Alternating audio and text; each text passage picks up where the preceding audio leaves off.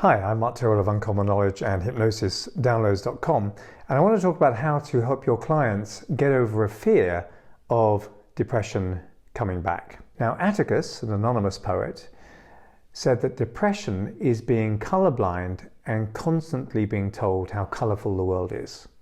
And I think that's a very interesting take on it. So Valerie, a client of mine, was happier than she could remember in a long time.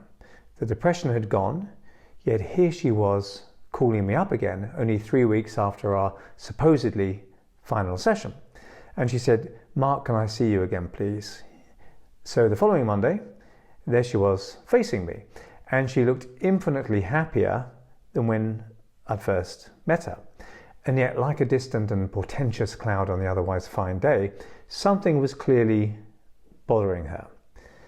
And she said, "Mark, it was so bad before. I'm terrified that," and she sort of trailed off, and I widened my eyes a little, inviting her to speak. And she said, "I'm scared it'll get like it was before, like it might come back, even though I'm not depressed anymore at the moment. I'm terrified that the depression will come back."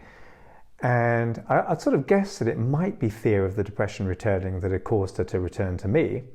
Because fear of depression relapse is an issue that we often don't seem to discuss, but it's definitely a thing. So a study found that approximately 75% of individuals who've experienced severe depression in the past have a recurring fear that it's going to come back again. The research highlighted that common triggers for these concerns are circumstances or emotions associated with previous episodes of major depression. So those triggers might be work-related stress or feelings of isolation and experience of loss or grief. Things that perhaps are at the start of the previous depression, those things happening again. And the study author, Stephanie Kamunchin, said many of our patients talk about depression in a very cyclical sense, with key moments or dates throughout the year that would scare them because they were associated with periods when they suffered from acute depression before. So not surprisingly, many people felt more anxious and hopeless the more they feared recurrence of depression. But there was something wonderful in the findings of this research. Not everyone in the study reacted with fear of depression returning when life got hard. Around 40% of those people studied used these times as a cue to increase self-care. So they took them as warning signs, early warning signs. So for example, they purposefully did more exercise or instigated stress management routines or socialized more or sought out more support and generally focused on self-care and emotional management. They would also reconnect with their support network and mental health care providers, as my client had done in this case. As Ms. Gamunchian put it, they would do everything in their power to address their fears.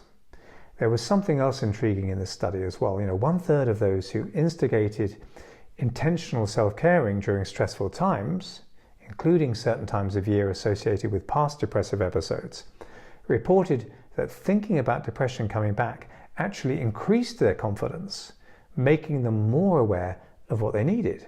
So I find that really encouraging.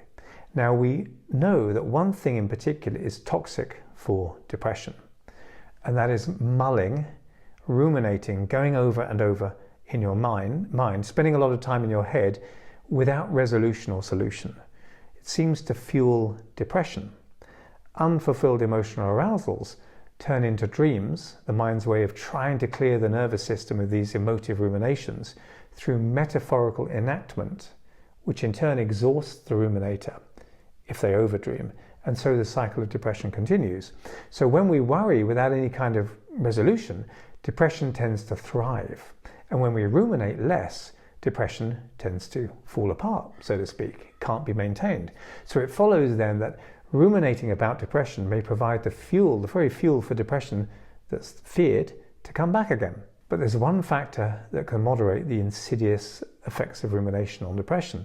So one study found that if excessive rumination was done with hope, it didn't cause people to depress.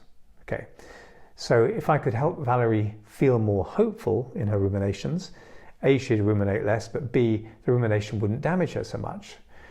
And I could help her feel hopeful that the depression wouldn't come back, or that if it did, it wouldn't last long. Then not only would any rumination be done with hope, but she may not feel the need to ruminate so much at all. In retrospect, I should have done a better job of reassuring Valerie before we ended her depression therapy that if she felt that way again, it needn't, or perhaps couldn't, be anything like as bad as it had been before. Anyway, here are some useful ideas to help your depressed clients feel confident about a depression-free, or at least depression-light future. So tip number 1, ask them what they know now that they didn't know before. So I asked Valerie what she'd learned from our work together that would mean she'd know what to do if she ever started feeling depressed like that again. And she told me, thanks to the work we did, I can spot my own depressive thinking styles, all or nothing thinking and so on. And she said that had been really useful for her. And several times after our work, she caught herself thinking in classic depressive styles and challenged it. But it seems that she hadn't really thought to do that with the fear of depression itself. She also said that she now knew how to relax deeply and quickly. So ask your clients what they know now that they didn't before, and how that's going to keep them free from depression, or at least help them spot it quickly and head it off at the pass, so to speak, or come out of it much quicker next time. Next, I asked Valerie what else might make it very hard for her to slip down to the same depths of depression as before. So tip 2, knowing what you need. So she thought for a moment after I'd asked her that, and she said, well, from what we explored of my emotional needs, I now have a kind of tick list and can spot when I'm not meeting a particular need enough, like if I haven't seen anyone for a while or haven't exercised much. So I reiterated, that's another tool you have now that you didn't before. Some people go around in life not even knowing what they need. So I let that sink in for a moment and then added, so in some ways you are a different Valerie than you were then. You understand depressive thinking patterns and can spot them in yourself and therefore challenge them. You can relax yourself deeply, which is anathema to depression. And we know depression hates stress reduction, and you understand your basic emotional needs and ways to meet them now. So I'd say that's quite a protection from depression that you have. It's also important to teach your clients about the fundamental shared needs of humanity and to ask them to remember and to nurture them. So then I looked at Valerie quizzically and I asked, is there anything else, Valerie, anything more that you'd like help with to stop any future depression before it really even gets started? So tip 3, lean on me when you're not strong.